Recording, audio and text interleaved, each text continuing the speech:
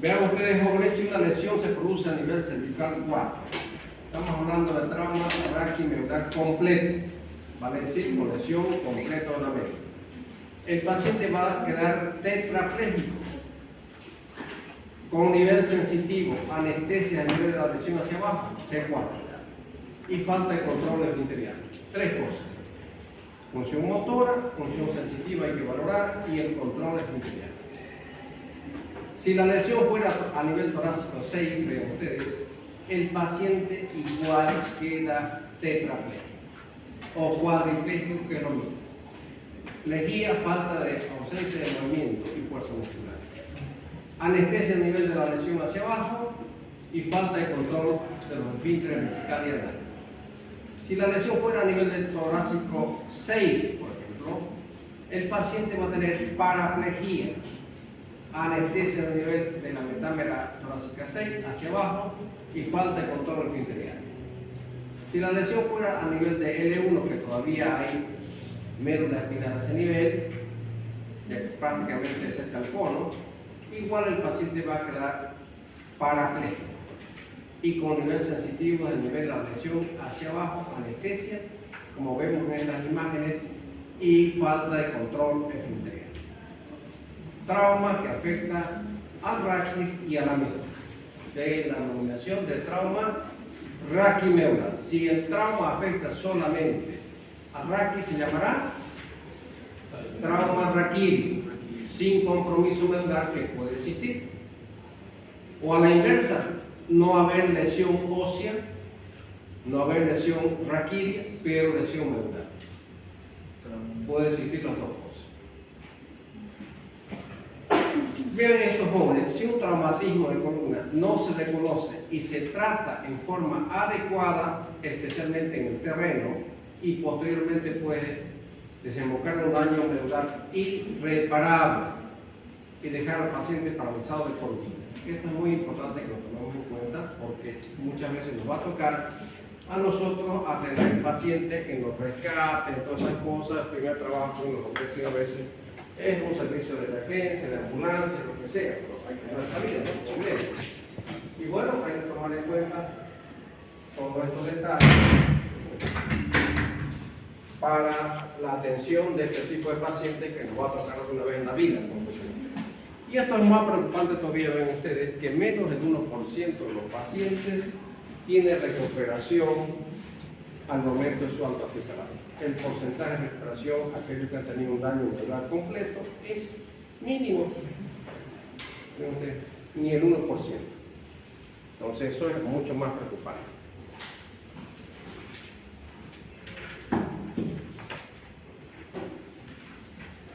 Las lesiones medulares jóvenes pueden ser inmediatas al traumatismo o posteriores.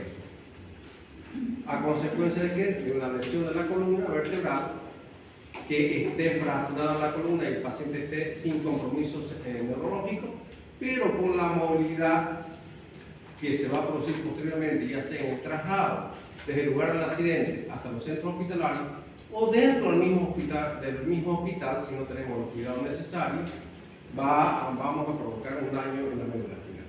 Es por eso que en esta clase vamos a hacer hincapié en lo importante que es la inmovilización adecuada de la columna vertebral. Esto es muy importante para no tener lesiones posteriores. Vean ustedes aquí lo que provoca este tipo de patología, un gran impacto económico, porque entonces los pacientes quedan paralizados de por vida, psicológico y emocional, tanto para la víctima como para la familia. Y fíjense ustedes, este famoso actor, seguramente algunos lo recordarán, hizo una famosa película que se llamaba Superman. Exactamente. Ella tuvo la desgracia de caer de un caballo, tuvo un trauma raquimeural cervical y quedó tetrapléjico. ¿No? Entonces, como dice acá, impacta económicamente y emocional tanto a la víctima como a los familiares. Las lesiones vertebrales en la mitad a nivel de la columna cervical, vean ustedes, que es la parte más móvil de la columna.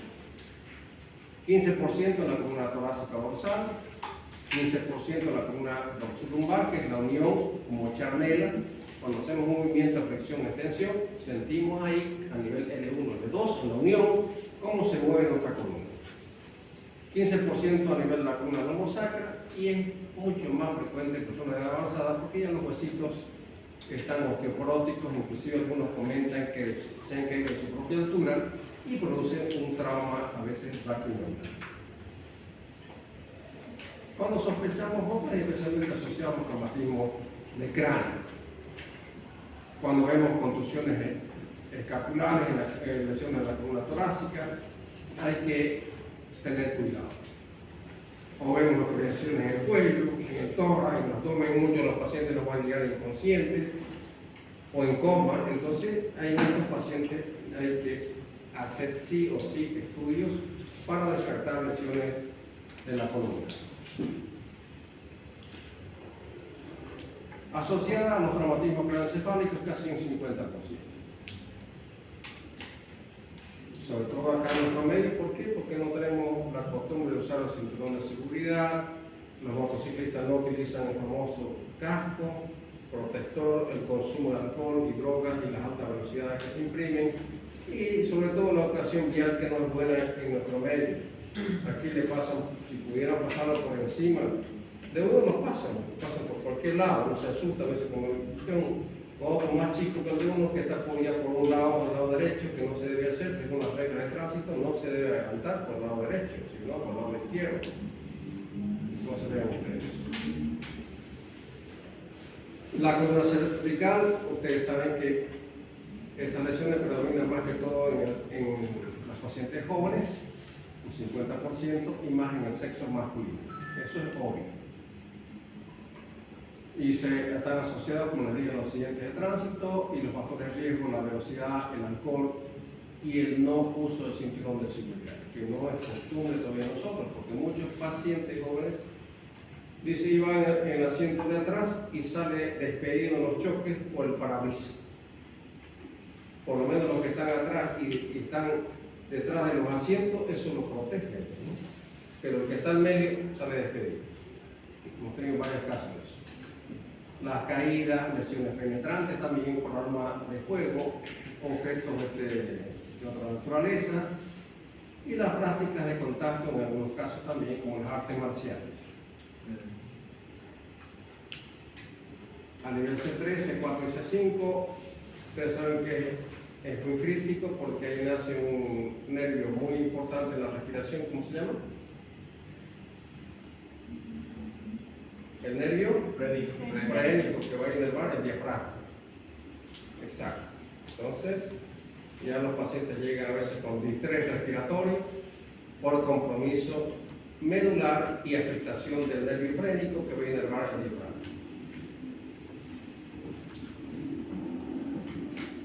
¿Puede haber lesión de la médula espinal sin fractura? Claro que puede haber, ya les mencioné.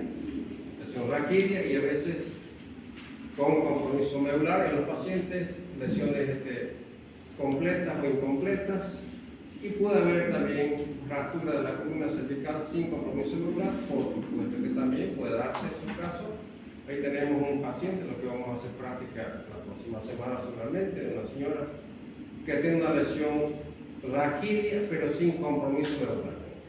Tuvo un gran compromiso torácico, como unas 10 costillas rotas, el esternón, la clavícula, ven ustedes, y una fractura de la vértebra cervical o torácica 4, pero está sin déficit motor ni sensitivo.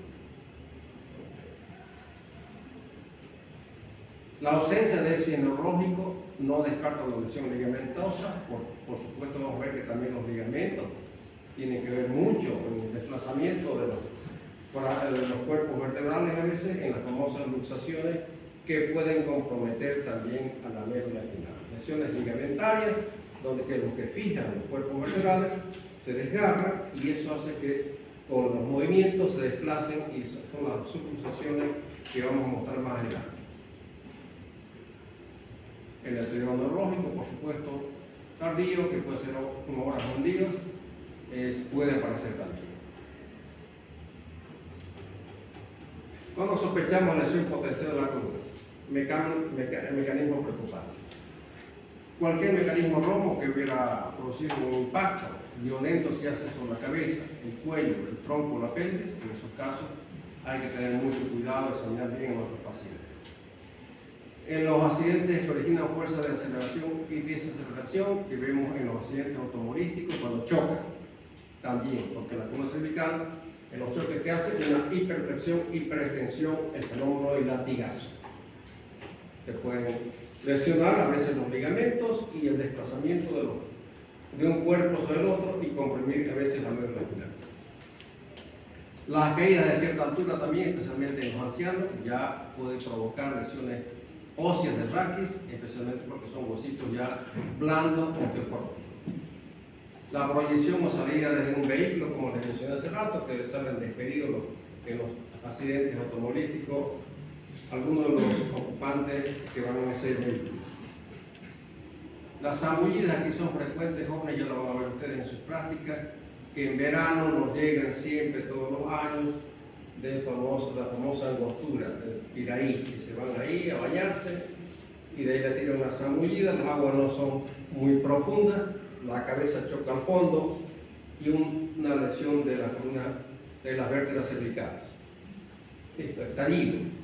Llegan parapléjicos, algunos de ellos, otros con compromiso motor y sin compromiso sensitivo, diferentes tipos de lesiones medulares.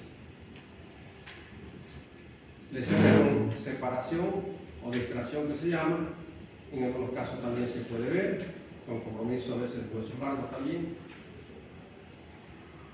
A veces nos va a tocar atender pacientes con alteraciones en el habla, por un trauma de cráneo que tenga el paciente, compromiso encefálico y afecte las áreas del lenguaje, alteraciones que tengamos en la audición o que hable un idioma extranjero.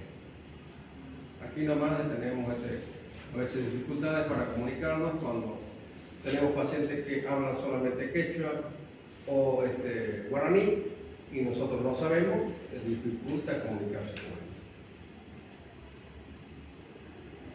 Entonces, en esta clase vamos a hacer hincapié, jóvenes, sobre todo en la inmovilización de la cabeza. Para eso, ¿qué hacemos? Alineación de la cabeza, colocamos el collar cervical, que ustedes lo están viendo en los hospitales, y el uso de la tabla de raíz. Las tres cosas. La alineación de la cabeza se hace a través de una tracción, alineación y colocación en posición neutra. Aquí una vista de frente y otra de perfil. Posición neutra. En el adulto, para una posición neutra, colocar elementos supletorios a nivel occipital, que se coloca en la parte posterior. Y en pediatría colocamos elementos supletorios en la espalda. Aquí vemos un paciente acostado, siempre trabajando en equipo. Mientras uno hace la alineación, el otro protege el cuello, la columna cervical. Aquí la movilización del paciente que ha tenido cualquier sospecha que tengamos lesión en el raquis, la movilización debe ser en bloque para colocar a la tabla espinal. Paciente sentado, paciente parado, paciente acostado, para poner la posición neutra. Cuando interrumpimos estas maniobras de alineación, cuando el paciente no tiene resistencia a los movimientos que estamos haciendo, no continúe, párenle. Cuando hay espasmo muscular cervical, cuando el paciente dice, doctor, me está doliendo demasiado, o comienza el incremento de déficit neurológico, doctor dice, lo siento que me están adormeciendo mis brazos, mis piernas, se debe parar, no continuar. O compromiso de la vía aérea con la ventilación. Y por supuesto, la evaluación inicial en el prehospitalario, el ABCDE, que ustedes ya lo conocen seguramente. La A significa la vía aérea con estabilización de la columna cervical. Ventilación. ¿Sí? La respiración, la B y la ventilación y la oxigenación de los tejidos, la C la circulación, la presencia a veces de hemorragias externas y la perfusión de los tejidos. La D, la discapacidad neurológica, y la E, la exposición al ambiente donde está el paciente. Los collares cervicales, que los más usuales son estos, los tipo Filadelfia, que es lo que vemos acá, con dos valvas, una valva anterior y una valva posterior. Luego de que hemos hablado de nuestro paciente, la evaluación primaria, que es esa, en el prehospitalario, es cuando colocamos el collar cervical. El objetivo de colocar un collar cervical es que protege la columna cervical por compresión. Ese es el objetivo, que protege la columna cervical por compresión. Pero no es una inmunización total, sino que es parcial. ¿Por qué es parcial? Porque solamente protege para que no presione un 90%. Para la extensión, flexión lateral y rotación, apenas un 50%. O sea que no es una protección total. Y por supuesto hay que utilizar, como dice acá, el collar del tamaño adecuado para cada paciente, que no debe impedir abrir la boca ni obstruir la ventilación. Podemos colocar al paciente en cualquier posición, que esté de pie, sentado, acostado, en cualquier situación. Los collares vienen de diferentes tamaños para todos los tipos de cuello. Hay otros que son rígidos, pero lo toleran menos los pacientes. Y la forma correcta, como vemos en esta imagen, de colocar un collarín, siempre trabajando en equipos jóvenes, mientras uno ejecuta línea, el otro es el que va a colocar el collarín. Primero la valva posterior y después la anterior. Ahí lo vemos igual.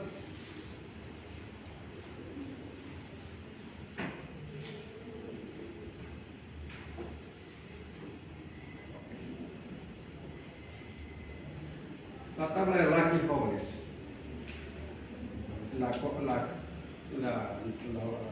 que es buena, debe tener 9 pares de cintas. Vale decir, que van a la altura de la escápula, de la pelvis, de los tobillos, de los muslos, de las piernas, 2 para cruzar el tórax, ven ustedes, y 2 para la cabeza. Total, 9 pares de cintas. Normalmente la que vamos a ver, y estamos acostumbrados ya en nuestro medio, es esta que tiene 3 pares de cintas. 1, 2 y 3. Esa es la que se usa acá, la que van a ver ustedes en los hospitales, en la clínica, todo. La forma de colocar un paciente en la tabla espinal, siempre también en bloque, movilizándolo entre varias personas, y la tabla la colocamos en forma oblicua. Correcto, colocar un paciente.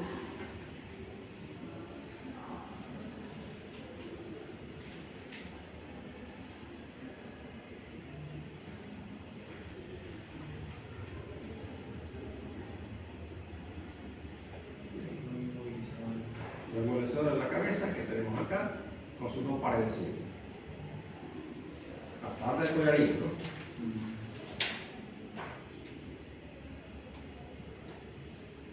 Y por supuesto, lo ideal es que la tabla espinal sea exacta para el tamaño del paciente, o que no que quede parte del cuerpo fuera de la tabla. Y el traslado, por supuesto, como se lo puede hacer en una ambulancia, o cualquier otro medio de transporte del servicio sanitario. Se puede colocar la tabla espinal en parado, ven ustedes, se lo va inclinando poco a poco hasta acostarlo totalmente. Hay pacientes que están confusos, deambulando, que a veces no se dejan colocar ni el collar cervical ni la tabla espinal, son renuentes, entonces cuesta un poco en esos momentos de los accidentes. Los chalecos protectores, que se los puede colocar también a veces en el asiento del paciente antes de movilizarlo, o la tabla espinal, si consideramos que hay mucha gravedad, para poder retirarlo ya de forma más segura. Vamos a retirar un casco protector de la cabeza, también entre 2 personas. Uno que va a proteger el cuello y el otro que retira el casco.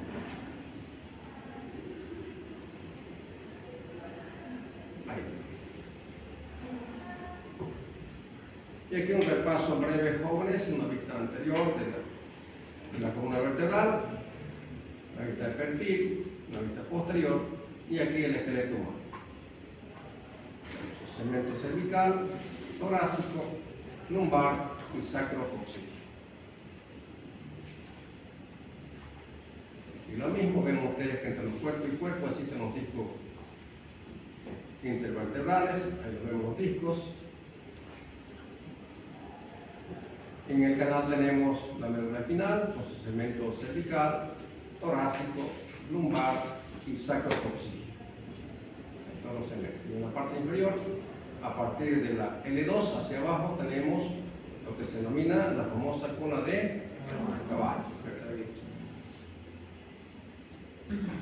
Algunos ejemplos de las vértebras cervicales, las vértebras torácicas y las lumbares. La diferencia entre la primera vértebra cervical, que es el atlas, la C1, que no tiene cuerpo, solamente tiene un arco anterior, un arco posterior y dos masas laterales. La segunda vértebra o axis, que tiene como característica esta pose llamada odontoides, que está fijada por ligamentos que son los apicales y los alares. Creo que alguien de sus compañeros, su grupo, presentaron, ¿no?, la fractura de Jefferson, presentaron, ¿no? Sí, ahí están los ligamentos alares. Cuando se comprometen esto, indudablemente ya es mucho más grave. También tenemos los ligamentos vertebrales comunes anterior y posterior. Y por supuesto, en un corte transversal vamos a hablar aquí de la sustancia blanca que está por fuera, los haces ascendentes que son sensitivos, como los posteriores, o el espinotalámico que vemos acá, que lleva la sensibilidad térmica y dolorosa, que lo vamos a ver más adelante. Y fíjense cómo se cruzan. Los que van por este lado se cruzan al otro lado y salen así, o ingresan, son sensitivos, llegan acá y ascienden hacia las áreas sensitivas de la corteza. La vía piramidal, las fibras motoras salen también por las astas anteriores, vean ustedes, y forman un nervio. Las metámeras, los niveles sensitivos, torácico 4 a nivel de las tetillas y torácico 10 a nivel del ombligo. Eso ya nos orienta si está por encima, qué nivel es, o por debajo. No olvidar que también a nivel cervical tenemos grandes vasos, como son las arterias vertebrales, que también en algunos casos, pacientes graves, se pueden comprometer.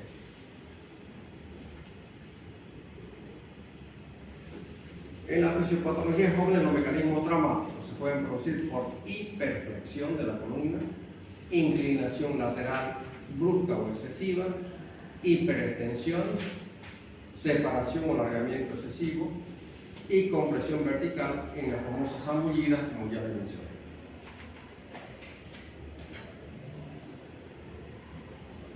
Los mecanismos lesionales están el traumatismo, la laceración, la penetración por fragmentos óseos o cuerpos extraños, el estiramiento y la isquemia. La injuria medular primaria, el trauma penetrante con sección medular muchas veces, trauma contuso con ruptura de la columna y la sección medular también que se puede producir, trauma contuso con fractura de desplazamiento ya sea de los huesos o las hernias de los discos, lesión en extensión en ancianos, lesión coronal central que vamos a ver más adelante y daños vasculares de las arterias vertebrales que ya mencionamos y la presencia de hematoma por lesión de estas arterias. La cascada inflamatoria, empieza el edema, la inflamación, la isquemia y la muerte del célula.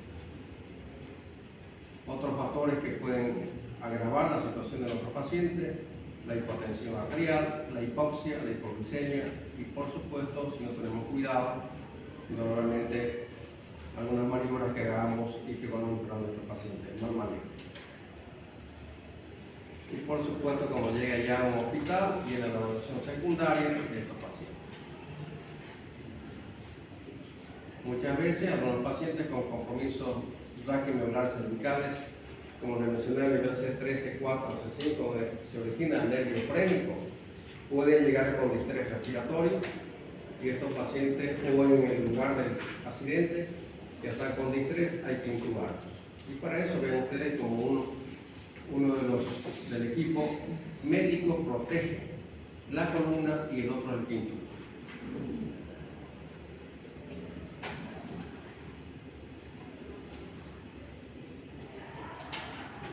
Impresionamos y colocamos el cuello, vemos si hay asimetría, presencia de hematomas, deformaciones, crepitaciones muchas veces, o los famosos enfesemas, objetos empalados muchas veces que se pueden encontrar, orificios penetrantes, pérdida de sustancia y dolor que a veces a la palpación provocamos en la línea paranoidal.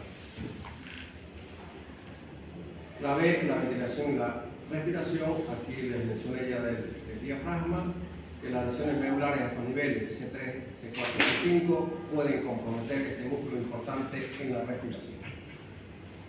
También otros músculos, C1, C2, el esternocleidomastoideo, los escalenos C4, C8 o los intercostales, que todos son músculos que intervienen en la respiración. La C, la circulación y control con la hemorragia externa, que bueno, la presencia de shock, hipotensión inexplicable muchas veces, el shock neurogénico que vamos a ver enseguida es por descarga. ¿Qué es el shock neurogénico, jóvenes? Es importante que lo mencionemos acá porque es un fenómeno neurocardiovascular que se produce por deterioro de la vía simpática descendente en la médula con caída de la resistencia vascular sistémica, con vasodilatación, hipotensión, arritmia y shock. Ese es un fenómeno neurocardiovascular. Hay inhibición del tono simpático vasomotor que imposibilita el incremento de la frecuencia cardíaca. Shock con bradicardia y extremidades calientes, en este caso de estos pacientes, y puede presentarse en lesiones cervicales o torácicas altas. Por eso el pronóstico de estos pacientes es reservado a más.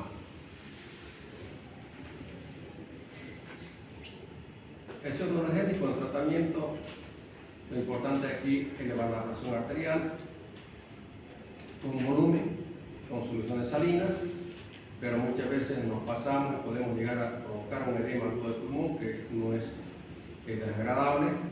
Lo mejor es en la terapia intensiva utilizar los vasopresores, ya sea dopamina o noradrenalina con bombas de infusión.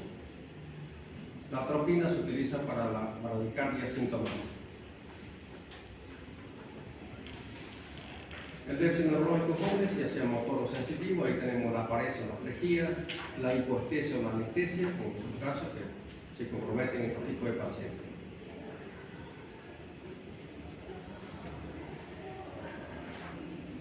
Y por supuesto, cuando descartamos que no hay ningún tipo de lesión neurológica, después de los estudios, podemos retirar la tabla espinal.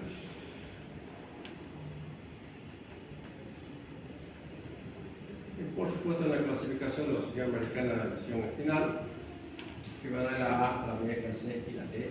Hay muchas clasificaciones, por si acaso, no es la única. La A es una lesión completa con ausencia de función sensitiva y motora, para decir anestesia y ¿qué más sería? Alegía. Si no hay alegía, muy bien. Entonces, ausencia de función sensitiva es la anestesia, no hay función motora, es la lejía. B es una lesión incompleta con preservación de la función sensitiva, pero está comprometida la función motora. C, una lesión incompleta también, con preservación de la función motora por debajo del nivel neurológico, más de la mitad de los músculos principales por debajo del nivel neurológico, y muestra una función de grado 3 sobre 5. Lo mueve, pero no tiene resistencia a la gravedad. D, incompleto, con preservación de la función motora por debajo del nivel neurológico, menos la mitad de los músculos principales, y muestra una función de grado 3 o superior, ya 4, por decir. y E, que es normal. El examen neurológico, jóvenes, es muy fácil hacerlo en un paciente lúcido, interactivo, que nos colabora. Buscamos el nivel sensitivo, ya les mencioné los puntos anatómicos, torácico 4, las tetillas, torácico 10, que nos orienta, si puede ser por arriba o por debajo. Pero ya nos orientamos a qué nivel vamos a pedir los estudios. Y la función motora de 0 a 5.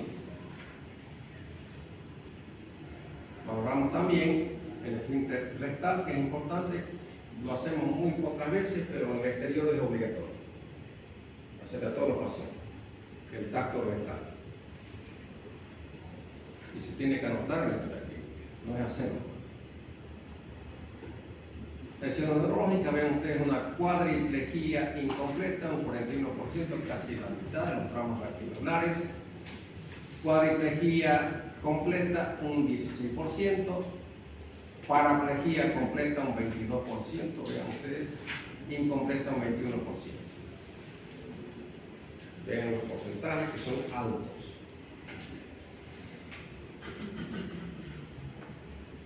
Causa de muerte en estos pacientes jóvenes, complicaciones respiratorias, la más frecuente, la sepsis, tromboembolismo pulmonar, enfermedad cardíaca isquémica o no isquémica, el suicidio en algunos casos, pacientes que no toleran verse así, conscientes por esto, que estos pacientes deben tener apoyo psicológico desde los primeros días de la SIEM. Siempre.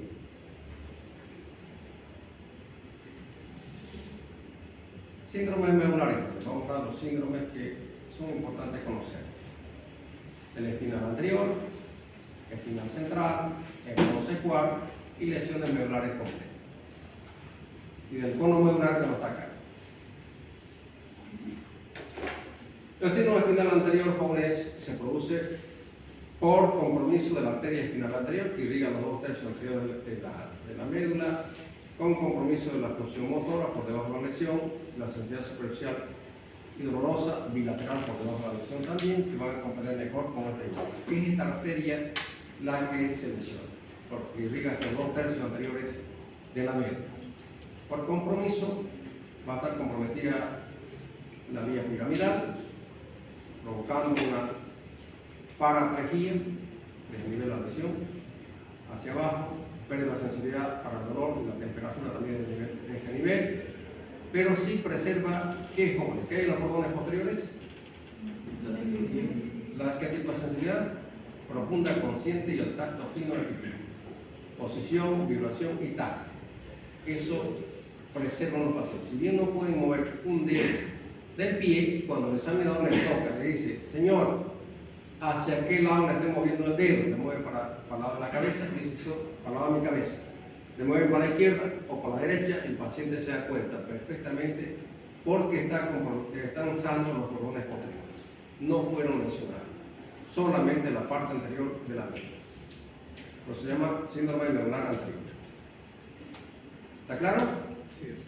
Perfecto. El espinal central, como dice acá, se ve en personas de edad avanzada, cuando tienen una columna cervical espondiloartrósica, cervical a este nivel, y el paciente muchas veces al salir de una bañera, por decir, poner un ejemplo, se cae, hace una hiperextensión en el cuello y provoca una hemorragia en el centro de la médula, aquí a nivel cervical. Veamos esta imagen, que ustedes, a nivel cervical. Esto es un coágulo de sangre, digamos así, que está en el centro de la médula, y estos pacientes llegan caminando porque no hay compromiso en los miembros inferiores, pero sí tienen compromiso motor y sensitivo en los miembros superiores. Vean que la lesión está a nivel cervical. ¿Y cómo explicamos esto, jóvenes? Simple.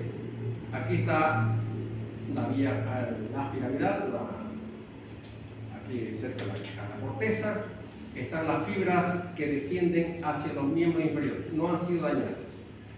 En cambio, las centrales que van a ir a los miembros superiores sí están comprometidas. Esa es la explicación anatómica. Repito, las fibras de la piramidal están aquí en la superficie, que van a ir a los miembros inferiores. no se compromete, el paciente llega caminando. Yo tengo 3 o 4 pacientes acá en Santa Cruz que me han llegado así caminando. Hemos hecho los estudios y el compromiso estaba un coágulo en el centro de la mente, pero sí con dificultad para mover o totalmente una diplejía braquial. Es variable en cada paciente, paresia o plejía. Y compromiso sensitivo también. Ese es medular central. Y el bronce cuarto, también llamado de hemisección de la médula, que es la mitad de la médula la que se compromete al lado derecho o al lado izquierdo. Vamos a ver que hay parálisis motora y pérdida de la proposición y sensibilidad vibratoria del mismo lado y sensibilidad a temperatura y dolor contralateral. ¿Cómo es esto? Fíjate, la mitad de la médula. Pérdida total de la sensibilidad acá a este nivel y parálisis hipotónica de aquí mismo lado. El lado contrario, la sensibilidad termoalgésica, si bien no mueve, pero no discrimina dolor ni temperatura del lado contrario. Eso es el bronce 4. ¿Por qué se produce? Si se recuerdan ustedes, yo les mostré una imagen, voy a ver a la misma, había un corte de la médula. El haz espinotalámico que lleva la sensación de temperatura y dolor se cruzaba. ¿Se acuerdan? Esa es la explicación. Aquí.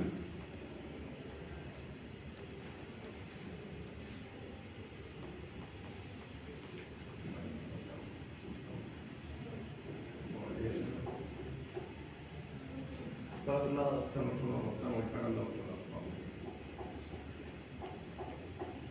Ahí, vean ustedes cómo se cruza. Esta es la explicación. Si bien se lesiona la mitad de la médula de este lado o del otro lado, estos haces son los únicos que se cruzan. ¿De qué? El espinotalámico. Por eso que del lado contralateral a la lesión, el paciente tiene alteración térmica y dolorosa, pero no tiene compromiso motor. La explicación es en el recruzamiento del haz espinotalámico a nivel de la médula.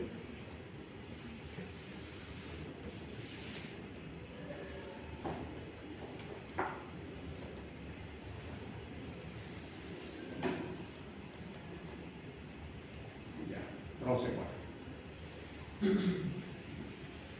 El medular completo, pues jóvenes, pierde todas las funciones de la médula, a cualquier nivel. Función motora, ¿cómo estaría? Plejía. Función sensitiva, y falta de control arterial. ¿Listo? Las 3 cosas. Completo, del nivel que sea. Y por supuesto los niveles que mencionábamos, C3, C4 y C5, mucho más delicado para los pacientes porque prácticamente hay compromiso del nervio frénico que inerva el diafragma. Y como dice acá, mal pronóstico para ellos. Tenemos un paciente en terapia. Lamentablemente son pacientes jóvenes que llegan.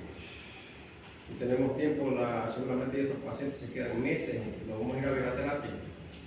Vamos a entrar para que lo vean. Cuádruple. Así llegan.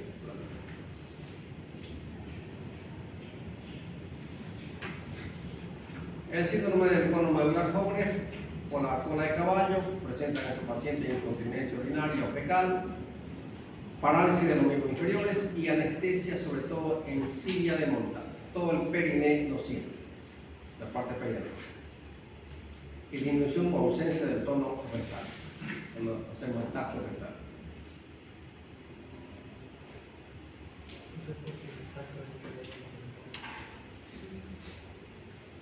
Bien. ¿Qué estudios solicitamos? Las radiografías se solicitan pocos jóvenes, pero ustedes están en formación y el día de mañana les puede tocar trabajar en una provincia donde solamente hay radiografía. Y las placas que vamos a pedir, las posiciones generalmente son de frente, de perfil y se pueden pedir a veces las oblicuas y la transoral para la parte cervical. Vamos a explicar. En la columna cervical, por ejemplo, que aquí vemos, se deben ver una posición de perfil, las 7 cervicales. Valoramos la alineación de los cuerpos vertebrales, los discos, valoramos los pedículos, las láminas y las apósilos. Presencia de fractura o liviana. Alineación, los huesos, como les mencioné, de las vértebras, los discos y las partes blandas.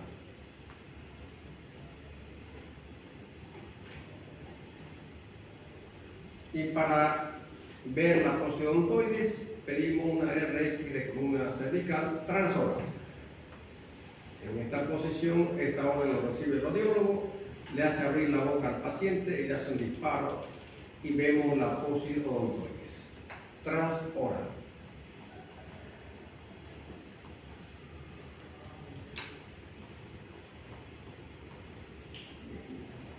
¿Qué es lo que más se utiliza hoy por hoy? Tenemos prácticamente como es la tomografía computarizada, que se puede hacer de cualquier nivel y además se le puede pedir con reconstrucción tridimensional para ver en todos los planos. O la resonancia magnética, que normalmente nos ayuda mucho mejor a tener mejor criterio, especialmente de la médula espinal. Vemos hernia de disco, hay lesiones de los ligamentos, hay compresión ósea, hemorragias a veces que se presentan o compromisos de las arterias.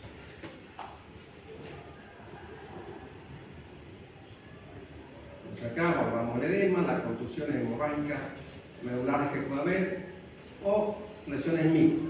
El pronóstico probablemente con edema y contusión es un pronóstico que todavía decimos que se puede mejorar y un peor pronóstico cuando hay hemorragia.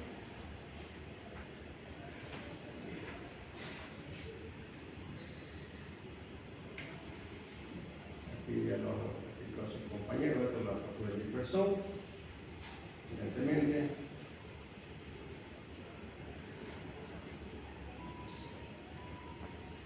Vamos a ir a mostrar lo que son aquí una fractura de la odontoide de la base, puede ser el cuello o la parte apical.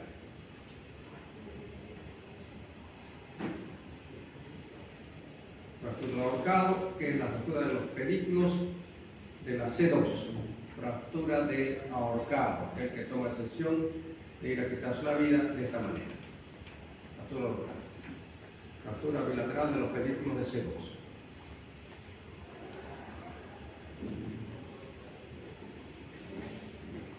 Aquí una fractura de lágrima, el desprendimiento en este caso del ángulo antero-inferior. Muy doloroso para los pacientes. Una fractura en el tallido de los cuerpos vertebrales que se desplazan hacia atrás, hacia el canal y van a lesionar la médula provocando una lesión completa. Las famosas luxaciones se producen, ven ustedes acá, vemos la alineación de los cuerpos vertebrales y aquí están separados. Fíjense, acá como están separados, esto es subluxación. No hay compromiso óseo. ¿Qué se ha lesionado aquí? Los ligamentos de los pies. Por consiguiente, se clasifica en grado 1, un 25%, grado 2, un 50% de desplazamiento de una vértebra sobre la otra, grado 3, un 75% y grado 4, un 100% de desplazamiento de una vértebra sobre la otra. No hay lesión ósea, repito, sino hay compromiso ligamentario. Ahí vemos otro ejemplo, cómo se desplaza, subluxación. De la C6 o la C7. Bien, ¿qué más? Aquí una fractura por dislocación, vemos que aquí está el canal, aquí está la médula. ¿Qué vértebra es esta? Fácil. Empezamos con la lumbar, ¿qué lumbar es esta? 5, 4, 3, 2, 1, de 12 y de 11. Ahí está el video.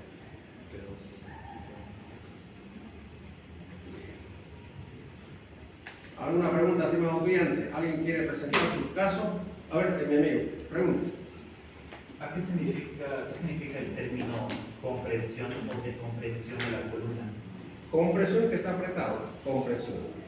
Apretado. Claro que está, que usted lo comprime. Compresión medular es que un fragmento óseo se desgarre y vaya hacia adentro, hacia la médula. Eso es compresión. ¿Alguna otra pregunta? Bien, ¿quiénes iban a presentar? Vamos, pasa. ¿O tenemos tiempo todavía? 15 minutos hasta. Ya, entonces, pasa. Si me lo van a hacer llegar lo que han presentado su trabajo, por favor, me lo hacen llegar para que lo tomen en cuenta para la calificación. Por todo lo que ya han presentado, me lo hacen llegar, por favor. ¿Ya?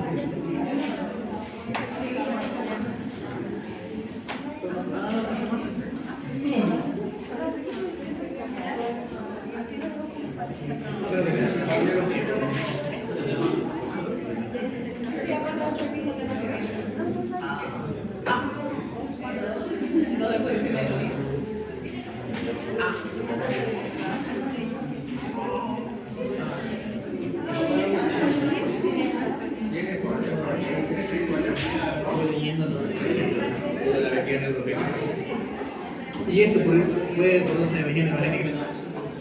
Cualquier daño cerebral puede ser emisión hemogénica.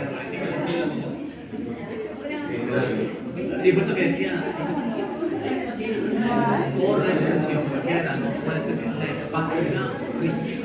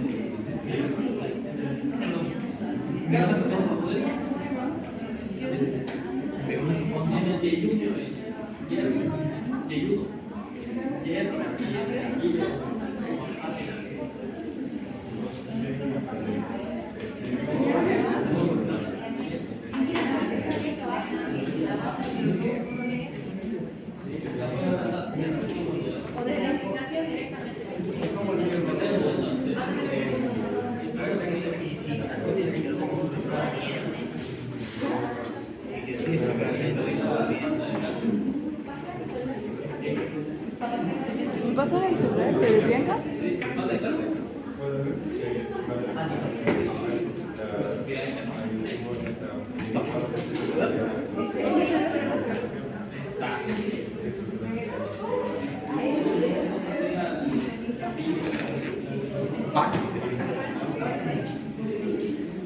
Creo que voy a hacer una escapada. ¿En dónde coman clases? La hoja la tienen por ahí, pásemelo por favor conmigo. Gracias. Y la otra día.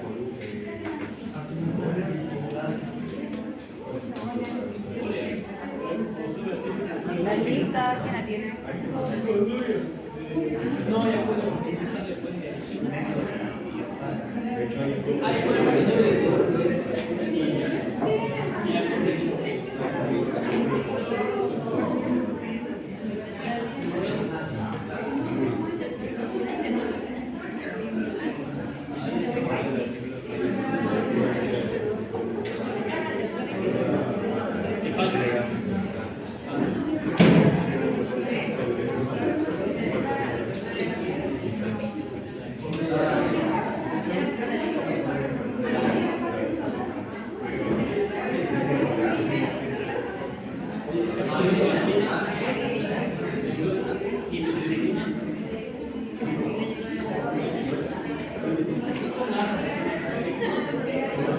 ¿Ya?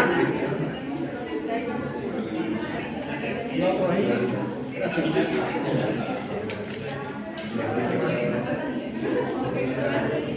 ¿Ya? Oye, ¿y si se pasa con alguien?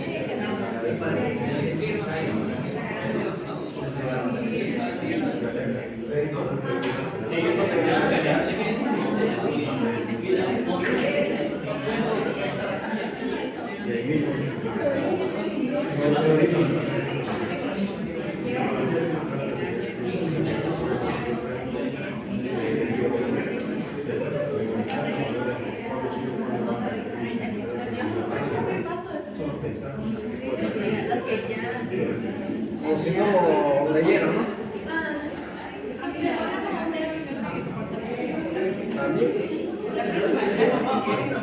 Claro, lo pasa y ellos lo ven automáticamente ahí para que esté.